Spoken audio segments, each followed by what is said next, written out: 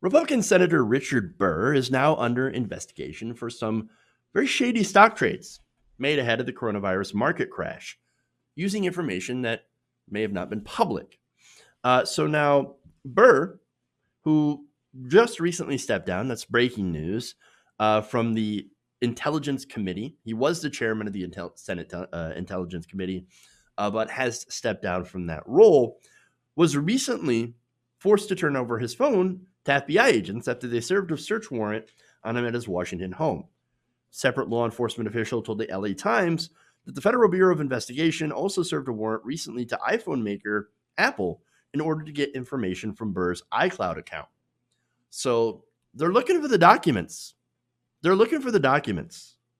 Now, his phone has been seized, and they're looking through that information to see if there's anything that's related to any sort of insider trading. So now this is resulting in, of course, or it's a result of reports coming out where Burr and his wife sold between $600,000 to $1.7 million in stocks over 30 transactions from late January through mid-February, before the stock market plunged and as warnings about the pandemic grew more severe. Several of the stocks sold were in companies that own hotels, an industry that has been decimated, of course, by the current economic crisis.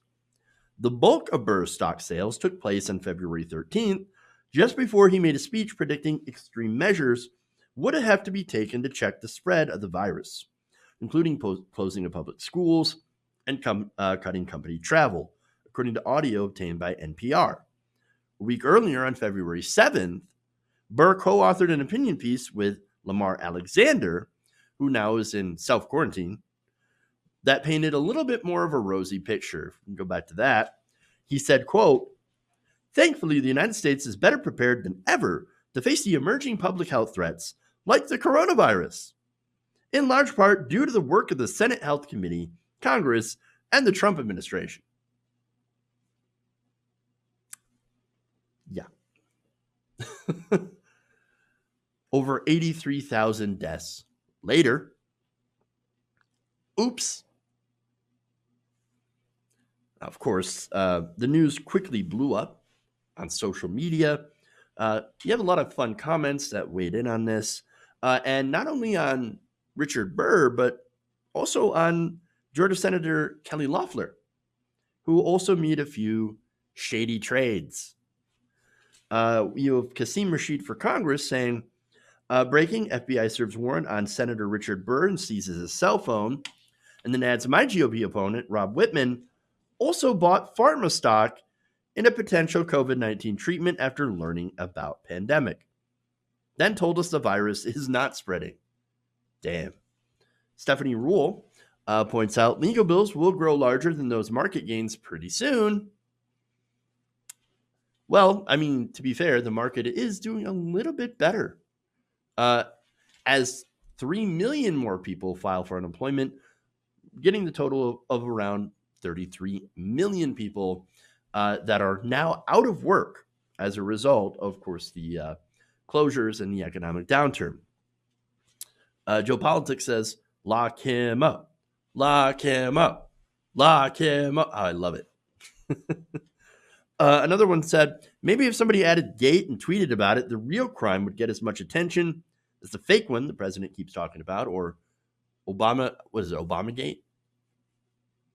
Something going on there with that. Conservatives seem up in arms about it. I think the real Obamagate was him wearing a tan freaking suit. When, of course, in reality, the real problems with the Obama administration, as I've explained before, are actually substantive. The fact that he had increased the drone war, drone strikes, signature strikes, had a kill list. He didn't go after the Bush administration because we only looked forward, not backwards. I mean, you've heard all these from me before. If you're familiar with the show, I do not have a lot of love for President Obama because of some of the stuff that he did. Look, under his administration, most of the gains made after the Great Recession went to the top 1%. And so, yes, economic inequality increased massively under the Obama administration. And so those are things that we shouldn't ignore. But no, Republicans, they only focus on things like the tan suit. It's ridiculous. All right, more.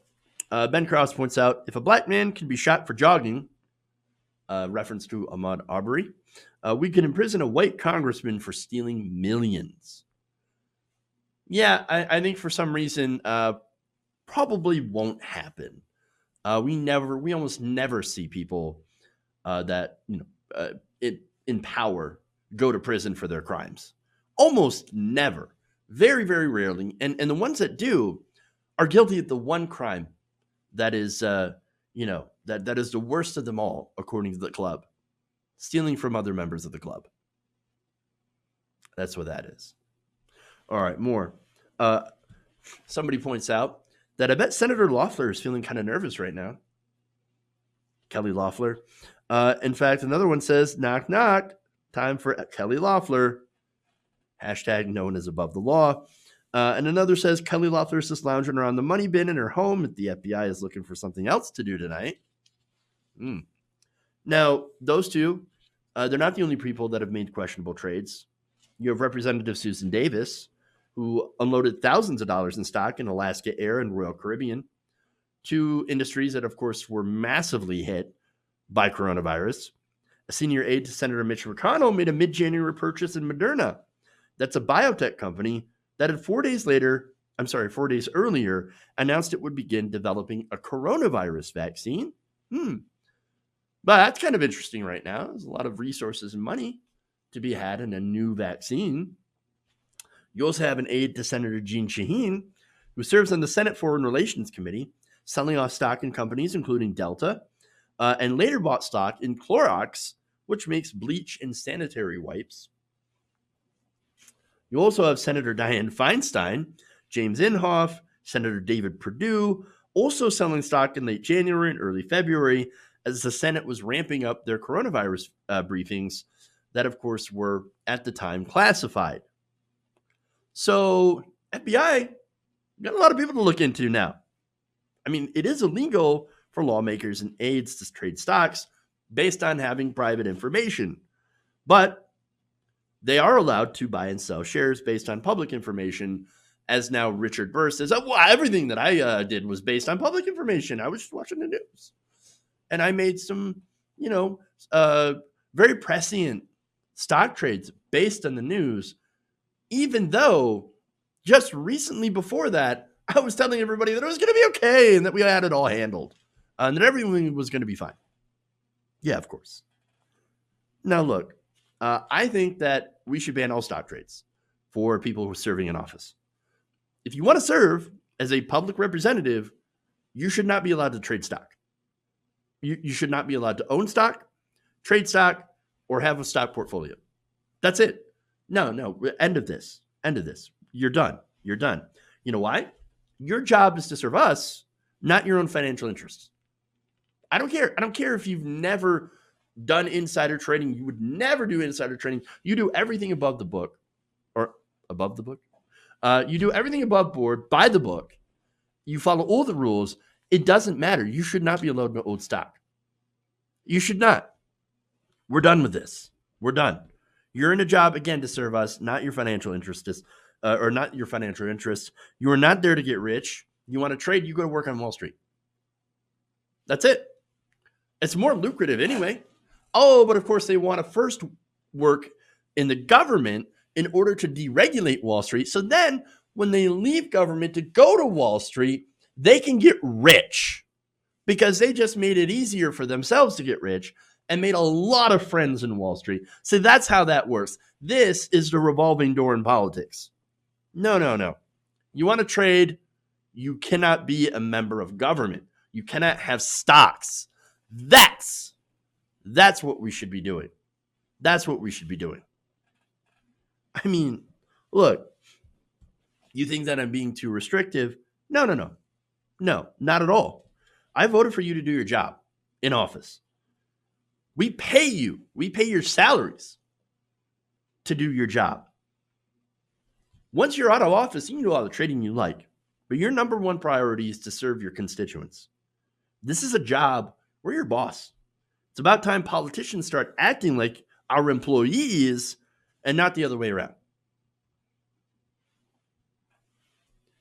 If they do, and by the way, if they do something that we don't like, then it's time to fire them. Fire them, all of them. And if they do stuff that we don't like and they do stuff that's illegal, prison. I'm done playing these games with these ridiculous politicians. It's about time our politicians start to fear the people because we put them in office to do a job. And guess what? We should be able to easily take you out of office if you don't serve us. It's about time they be reminded who they actually work for. Hey guys, hopefully you enjoyed that free video. Now I'm going to have to ask you a favor.